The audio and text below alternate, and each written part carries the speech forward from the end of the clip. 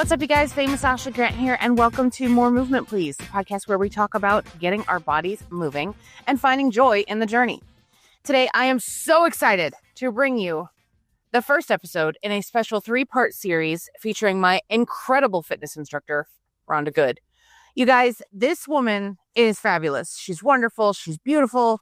And I'm honored to share her story with you. In this first episode, we are diving into where it all began for Rhonda, that pivotal moment in 2011 when she walked into a gym at 35 years old and made a decision that would change her entire life and ultimately change the lives of many other people. We're talking about the family health history that scared her into action, the generational patterns of diabetes and high blood pressure that she was determined to break, and how she was able to lose 120 pounds and 5 dress sizes by showing up for herself day after day. Now listen, I'm going to give you all a fair warning. Rhonda doesn't sugarcoat anything. She's going to tell you exactly what it took, including the hard truths about food addiction, family dynamics, and why your Mountain Dew habit might need to go. And yes, we're definitely getting into her very specific salad requirements, because apparently not all lettuce is created equal. So this is part 1 of 3.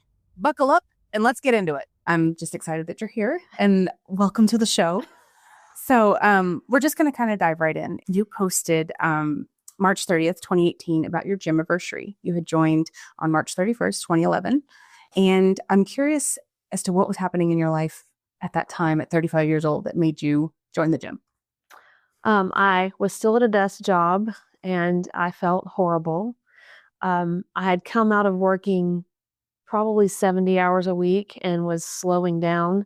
And so I had more time available and thought, I really need to do something about this before it gets out of control, because I watched my family and my mother and I thought, then of course a coworker is who talked me into joining the gym. Okay, good enough. And she lasted about 4 weeks before she left me. And I looked around and thought, I don't notice anything physically different yet, but mentally I feel better. I feel better if I'm here. And so I just kept going. And then when I wasn't sleeping in the middle of the night, I was at a 24-hour gym at that point. So at 2 a.m., I'd still go back and I'd walk on the treadmill. And I just kept going. And I thought, I'm going to do this. I'm going to change the trajectory of my life. I'm going to do this for nobody but me, whether there's anyone next to me or not. I'm going to do this. So a coworker talked you into it, but then you kind of just fell in love with it. Well, I was really determined not to be my mother. Okay. And I tell everyone that there has to be a driving force, and it's usually not going to be necessarily your partner or your best friend. It's usually within you. And there has to be something that says that whether you feel like self-esteem and worth is worth it or not, that I'm going to probably be here. And if I'm going to be here, what condition am I going to be in? Yeah. And another thing that you said led you to it was the genetics factor. In multiple posts, you talked about having really bad genes on both sides, being headed in the same direction as your family. Can you paint a picture for the listeners as to what you were seeing in your family's health that scared you? And how did you break that generational curse? All of my mom's generation, not her parents, but her generation, and all of her cousins were diabetic and high blood pressure. They were diagnosed in probably their 30s, 40s with high blood pressure first, then came diabetes. And diabetes, of course, is very common. And when people are diagnosed with it, it's often looked as if it's not a big deal because you're given plenty of medication to manage it. And, it's rare that people have doctors that talk to them about how to address it without medication, because everything is handed to you in pill form first. Mm-hmm. And as long as it's managed that way, and you're supposed to kind of watch your diet a little, it's good. And then starts the insulin slide, where all of the oral meds aren't going to control it because you also aren't addressing your diet or your weight or anything else. So now you're moving to needles. And then you're moving to needles multiple times per day, and then you're increasing your dosage. And I mean, this was early on, for her in her 50s, but watching all of them. And then I too was guilty because I would go to family reunions, and there were no family reunions on my mother's side until after my grandmother died, which I thought was kind of interesting. It was almost like they looked and thought, oh, people just die, because it was sudden. And they thought, we should probably get together. And so you would watch them, all of them, just pile a plate as high as they could pile it. And it was almost like a competition between the men, especially sons and their fathers. And I would watch them just go back and go back. And you would be guilty of it too. Not that you were competing, but it was just the environment you were in. And so the photo that I post kind of here and there on social media of me is not just a picture of me like when I was bigger, but is a picture at the reunion with my mother. And we both look like we are just in a food coma, because we are. I mean, our eyes are like, we look like we're on drugs. And, and when I look back at that picture, I mean, it was like, wow.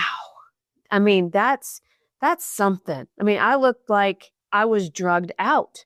And I'm sure that I had just consumed all that food. And it was an after photo. And I was huge, and I was not that old, probably, let's see, probably 23. Wow. At that point. And so, I mean, I had started gaining weight as soon as I got married, which is very typical because of lifestyle changes, and lots of females go on birth control, and that doesn't help. And I did all of that too.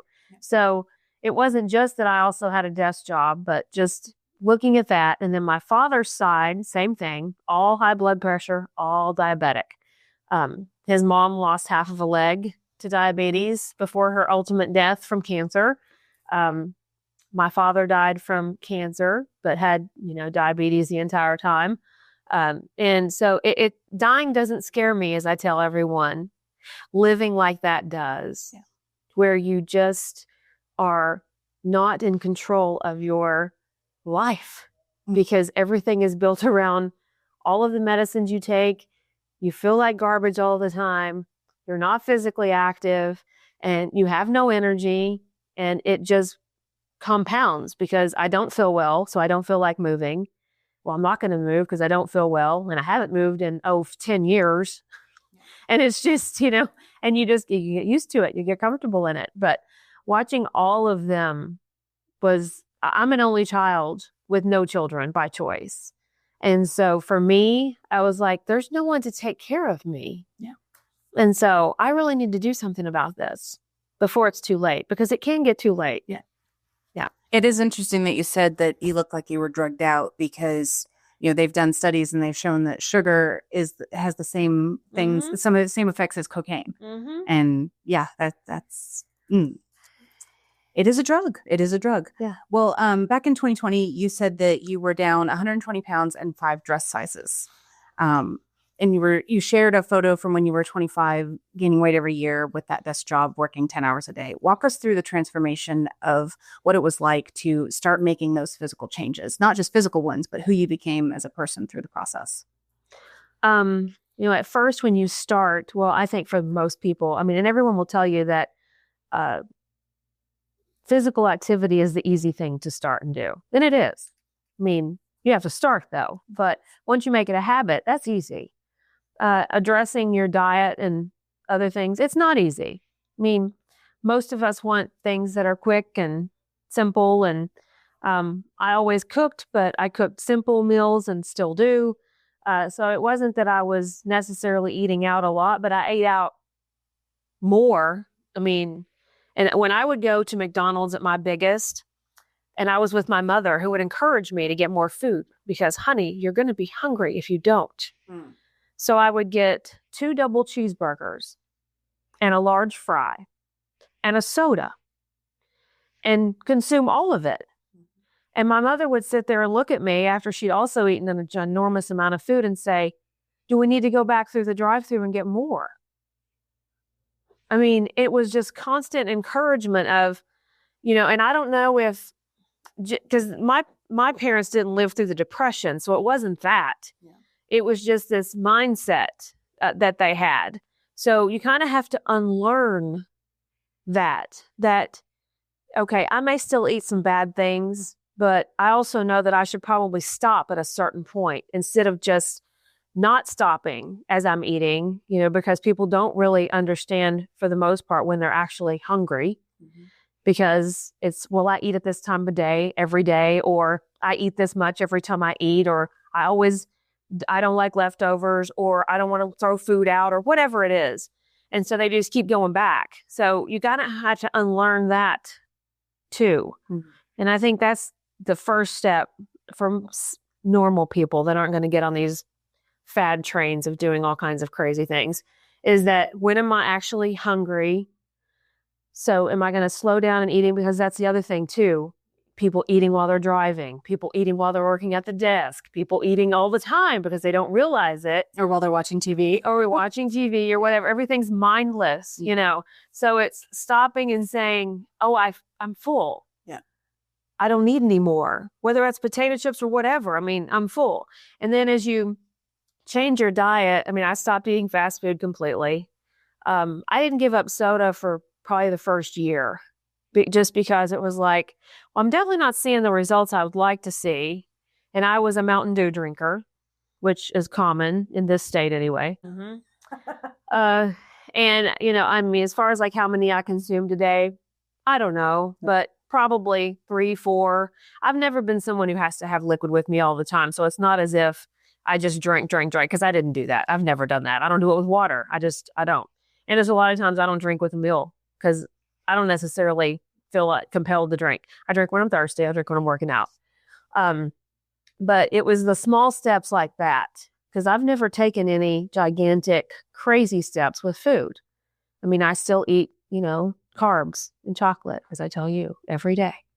Now, yesterday, at the end of the day, I was like, did I eat chocolate today? And sometimes I have to think about it.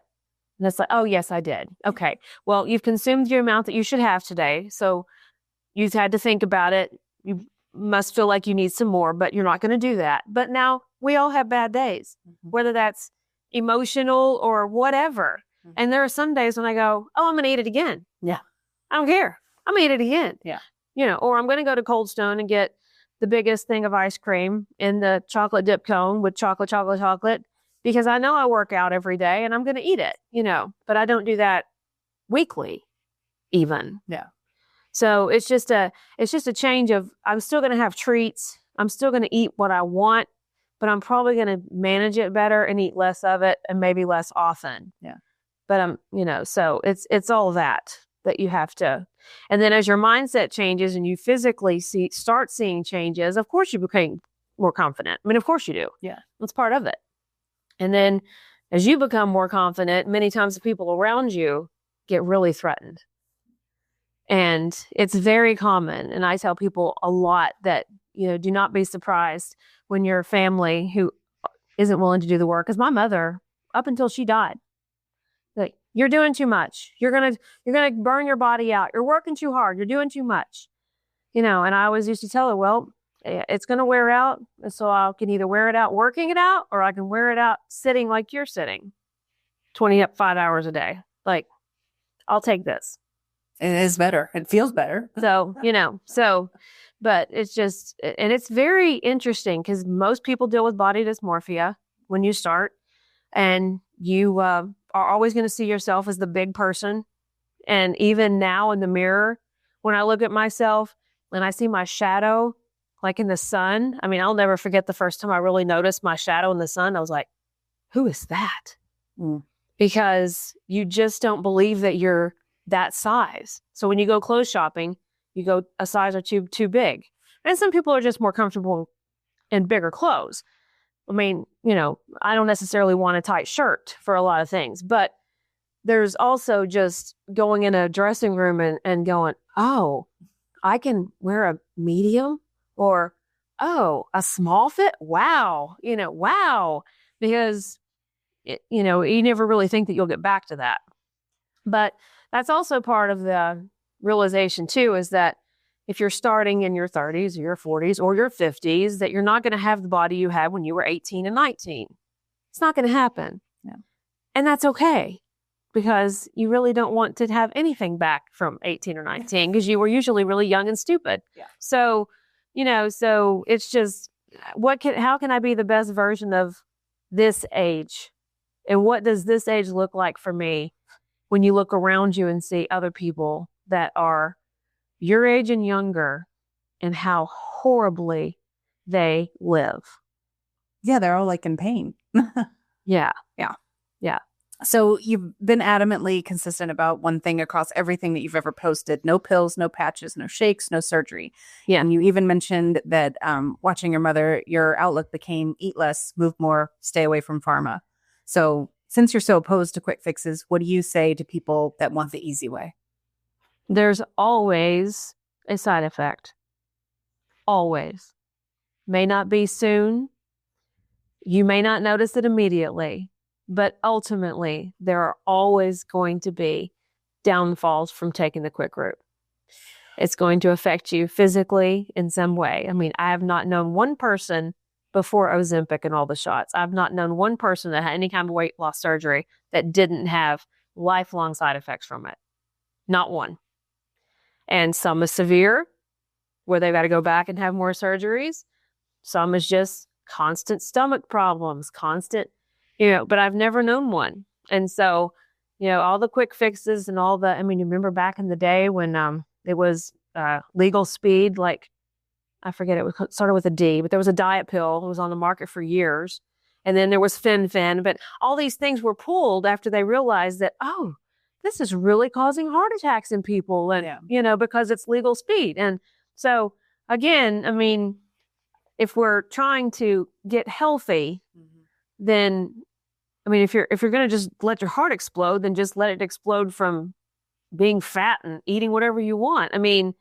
So I don't believe in pharma at all. No. So, I'm like, stay far, far away from it.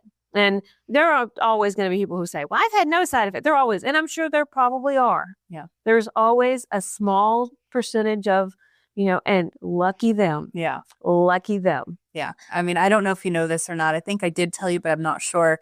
12 years ago, I did try the shots and pills. I was, doing those phentermine pills and all the crap, and I lost 80 pounds. And then I gained it right back the second I stopped. Oh, yeah. And I remember getting an EKG and the doctor literally saying to me, your heart seems like it's going to stop. Like, what is happening? What are you doing? And they were like, you should not be doing what you're doing. Yeah. So, but yeah, I gained it all back and it sucked. Yeah. That's the thing with almost all quick fixes and all fad dieting, which is why I don't prescribe to any of it, including keto. I know sugar's bad for you. I know that. I'm not stupid, but I also think it's unrealistic for the majority of the population to say, I'm not going to eat sugar. And I understand too that it's a withdrawal thing. Yeah. If you really stuck to it and took it out of your diet for at least a month, I'm sure you'd feel much better. Yeah. I'm sure I'd feel much better, but it's just not a bridge I'm willing to cross. Not right now. Maybe I will someday, but right now it's not going to happen. You gotta have a chocolate. Gotta have your happy foods. Yeah. Well, let's talk about consistency over motivation. You posted motivation subsides over time. Discipline is required to keep going, keep showing up and working out even when you don't feel like it. Those who quit lack discipline. That was pretty direct of you. So talk to me about the difference between motivation and discipline. Well, everyone is motivated when you start because you're motivated when anything is new, whether that's a new job, exercise, a new relationship. Everything's fun when it's new. And then everything loses its luster over time. So then you have to make a choice. And all of my folks will tell you when they drag themselves into the gym, they don't feel well. They always feel better when they leave. They may not feel great. They may be getting sick. They may have had a bad day. They may be exhausted, but they still feel better when they walk out the door than when they walked in the door, period. And that's just the way it works. Yeah. Yeah. But that's the way it works. Well, how do you show up on the days you don't feel like it? Well, that just probably comes from work ethic more than anything else. I never called into work on my desk job until the very end in the last few years when I really, really, really hated it. And then I started using up some time because I was like, oh boy, because I never took vacations or anything else. And so I started taking some time off then. But I'm a hard worker, and I always have been since I was 17. I mean, I started working full time at 17. So it's just what's in me. And I know that regardless of how I feel, I show up because they show up. And they always show up. Period. Well, at least a few do. Yeah. Yeah. Get a rotating revolving door of people. Yeah. Yeah. So, and if you don't show consistency, I mean, most people are looking for consistency, period, in all aspects of their life. And so they know they're going to get it with me. They know that I'm never going to cancel a class or call a sub. And so I'm there. If they don't want to come see me, that's fine. But they always know I'm going to be there. And so I don't even consider, no matter how bad I feel, no matter how tired I am, I still drag myself in. Yeah, I remember even the day after your mom passed, you were there. Yeah. And I was shocked that you showed up. Yeah. Yeah. Well, switching gears, you say the scale is a liar. You said you always tell people to measure when you start, and the scale moves very slowly and will disappoint you every time. So if not the scale, what should people be tracking? Definitely measurements, and then how their clothes fit, obviously. Everyone has their favorite pants or their favorite shirt or whatever the case may be. So as you start working out and your body changes, you'll notice that not only do you lose inches, but your body just shifts. Things just shift. That's just how it goes. And then for a very long time, like every 6 months, I would notice shifting because it was like, I can't point it out, but this shirt fits different than it did, and so it's definitely not, and people talk about non-scale victories all the time. And those are definitely something to take note of. I mean, if you can't climb a flight of stairs without losing your breath, and then you can, clearly that's a victory. But when it comes to you and looking at your body every day, because none of us are happy with what we see. I mean, that's just human nature. You have to really track like measurements and how things fit that you have been wearing for the last 2 years.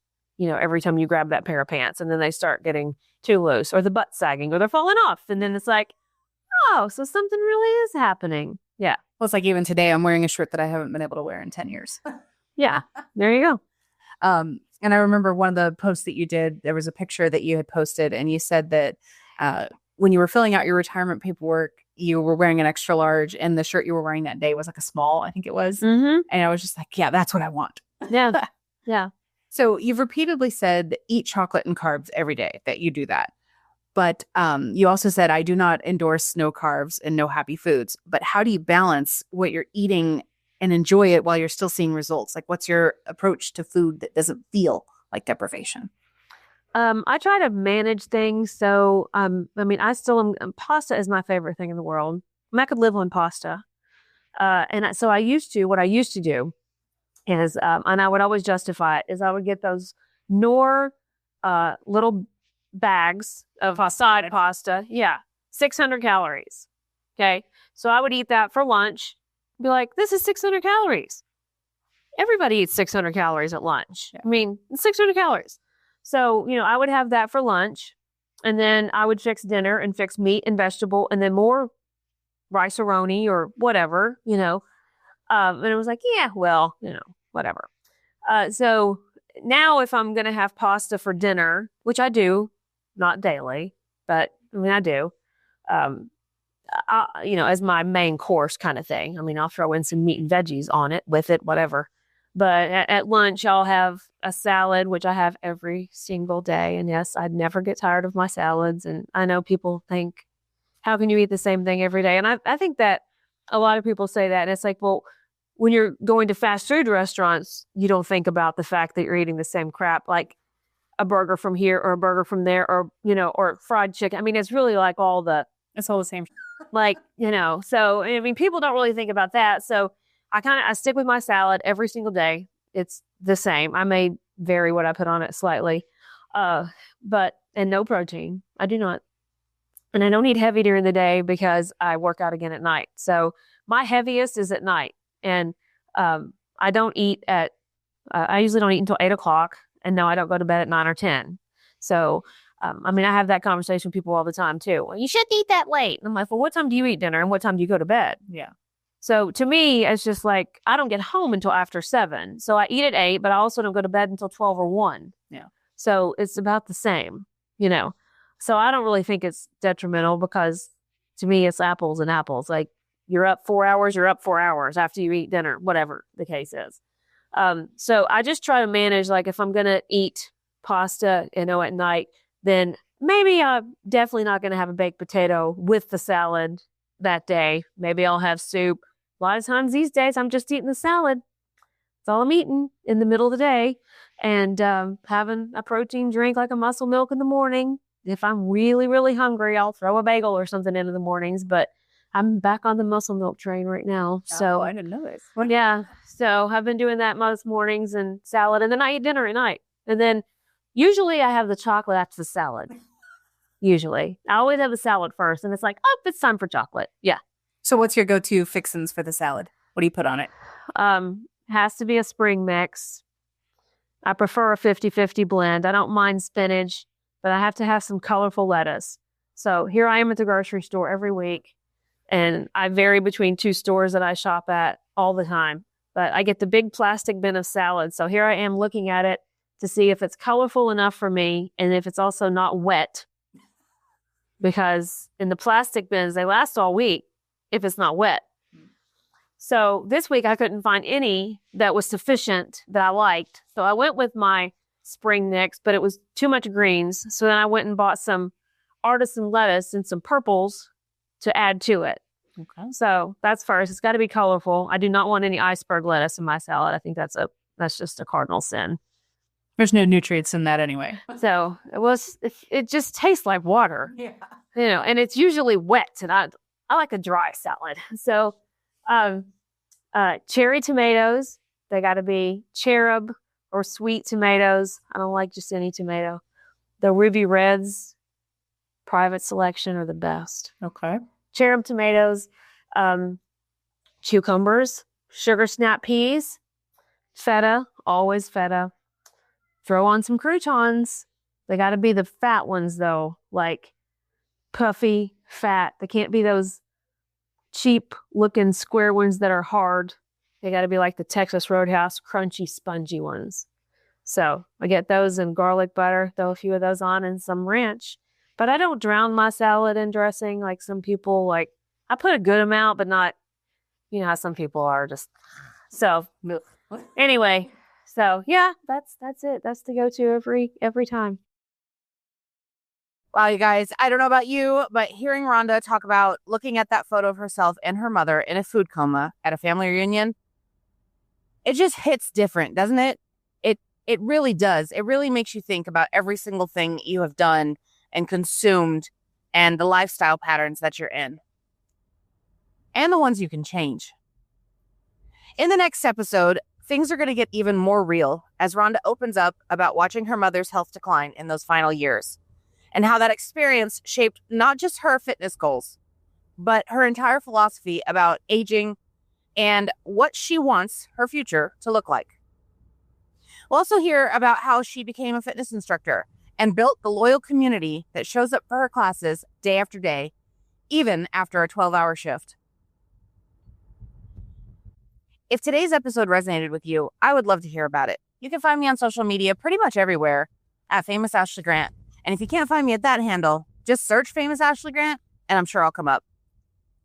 And hey, if nothing else, I hope this episode inspired you to take a look at your own health history. I want you to ask yourself, what trajectory am I on? Is it time for things to change? Onwards and upwards, my friends. Have you worked out today?